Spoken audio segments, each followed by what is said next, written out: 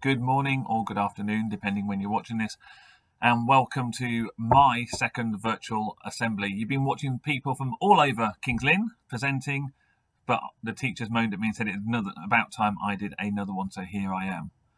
So, let's start with our blessing. So, the Lord be with you. Hopefully you filled in that gap bit there. So, today I'm going to be talking to you about something that I did at the weekend. So, on Sunday, I did something I've never ever done before, and I wonder if you can guess what it is or was. I can tell you as well I can do it on my own. There were 45,000 other people who also did the same thing. So I'm going to stop this video and you're going to have a think about what you think I got up to on Sunday.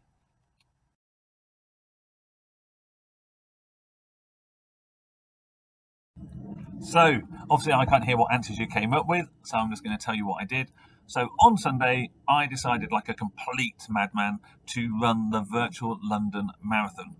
Now, the London Marathon, for those of you who know, you may have watched some of it on the TV, you have to run 26.2 miles, which is crazy. And I'm too old for doing stuff like this, but you have to run 26.2 miles, which is the equivalent of 42 kilometres. Now, if you're in the older years, in Key Stage 2, you should be able to work out how many metres that is. So I'm going to give you a bit of thinking time.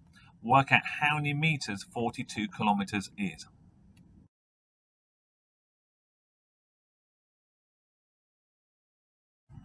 Did you work it out? Well, there's 1,000 metres in 1 kilometre, so 42 kilometres is 42,000 metres. Which sounds like a lot, doesn't it? And really is a lot. Let's think about this in your school. So, for example, when we have our sports day, you have a 100-metre running track on the field, okay? And I used to think that was a long way, but it's like running up and down that track. So you run there, that's 100 metres, run back, that's another 100 metres, run back again, that's another 100. You have to do that 420 times, and that's how far my legs carried me around the virtual London Marathon on Sunday, which is why this morning my legs ache a little bit because they're like, why did you do that to me? So I had to run 42,000 metres. Absolutely crazy. What I'm going to do now is put up our values for life and think about our vision, which is building the house on rock. And I want you to look at this and think, what values do you think I had to think about in my head as I was running this crazy distance?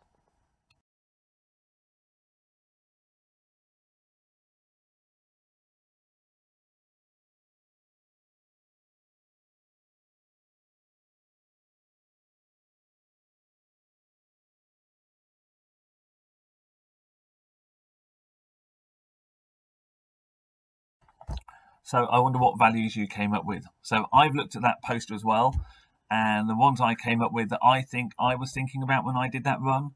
The first one I came up with was hope, because I had to have hope that I was going to get to the finish line.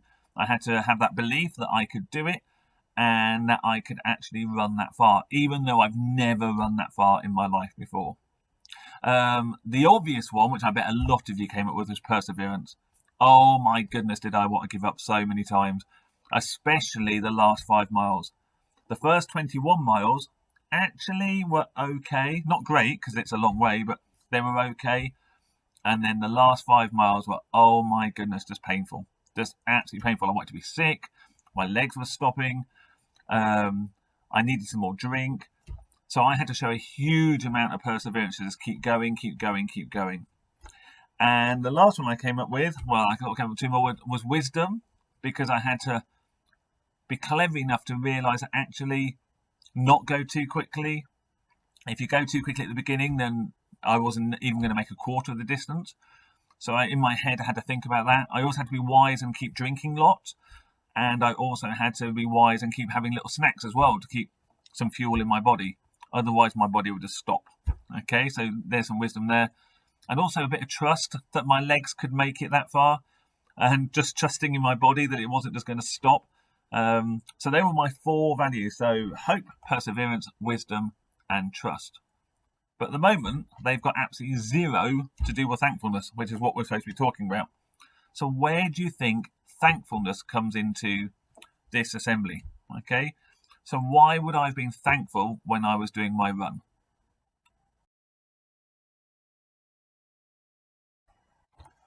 Okay, so why was I thankful when I was doing this crazy, crazy run?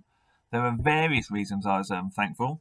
So on Sunday morning, I got up at 6 o'clock in the morning and I had to fuel up. I had to put lots of fuel into my body to make sure it would keep going.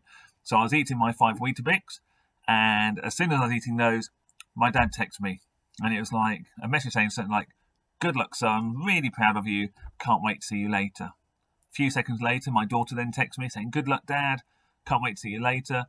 And then I had message after message after message. So many different messages coming through from loads of different people. My relatives, my mum and dad, a few people from school, because I had kept it quite quiet. I hadn't really told that many people about it. But that made me really thankful. And in those really tricky times where you thought, oh my goodness, my legs are going to break. They're literally not going to move anymore. Or I'm going to be sick. Actually thinking about those people and the fact they were thinking about you made me really thankful, and that like urged on your perseverance and you kept on going. So the messages definitely helped. Also, at one point, my mum and dad stood at the side of the road and clapped very, very loudly as I went by.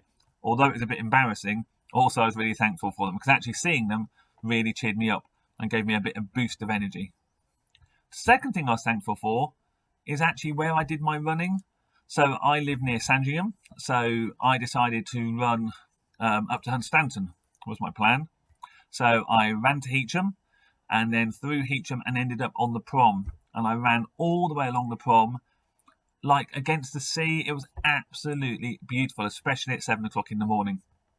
And it just gave you something to look forward to, because although you're thinking about your body aching and you want to give up, actually being surrounded by the sea and that beautiful sort of surroundings, it just kept you going as well. And I ran all the way along the top, all the way along the cliffs, and got to the end at the golf course, and then turned around and came back. I saw lots of people on the way who sort of cheered you on and said really welcoming comments, and that was really good. And then when I got back to my house, I hadn't quite finished it, and I still had 5 miles left. I then ran to Sandringham and around Sandringham Wood, which again is absolutely stunning. But those different sceneries along my walk really, really helped me. And I was really thankful. If I'd been just running around a city, just seeing buildings and stuff, that wouldn't have been so interesting. Seeing the sea and the beach and the woods, absolutely amazing. The third thing I was thankful for was that I'd been super organised.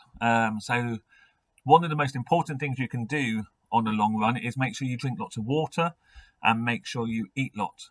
So, and this is going to sound a bit crazy, on Saturday night I made up my bottles of water. I had 5 or 6, and I had a little flapjack or an energy bar in each bag. And I then drove around with Poppy, looking slightly dodgy, and hid these bags with my water and my energy bar around my route. So I hid them in hedges, I hid them behind signs, I hid them in very crazy places, but I had to try and remember where I put them. So the next morning I set off and I had my water bottle, and I ran up to Heacham, and then I got to Heacham and I thought, I put a water bottle here, an extra one, because I'd finished all my water already. Swapped it over, off I went again. Then I got to Hunstanton, looked in another hedge, got my new water, got my energy bar, kept that up. If I hadn't been organised and done that, oh my goodness, I would really have struggled without all that water and all that sort of extra calories and that extra nutrition going into my body. So I was super pleased and thankful that I'd been organised. Otherwise, I don't think I would have made it. So, doing the virtual London Marathon, you can see how many values for life I've had to think about on that journey. Thankfulness, we've talked about a lot, but that's one of them. But so many others that it incorporated on that journey. Do my legs ache today? Oh my goodness. And some of you will see me walking around the school with a slightly, I'm not in a very good place today with my legs. We'll see how they keep going. But if you ask me to run now, I definitely couldn't do it. Okay. However, what an amazing achievement to have run that far and run a whole marathon. Miss Fitch in reception also did it, but she was a little bit quicker. Actually, no, she was a lot quicker.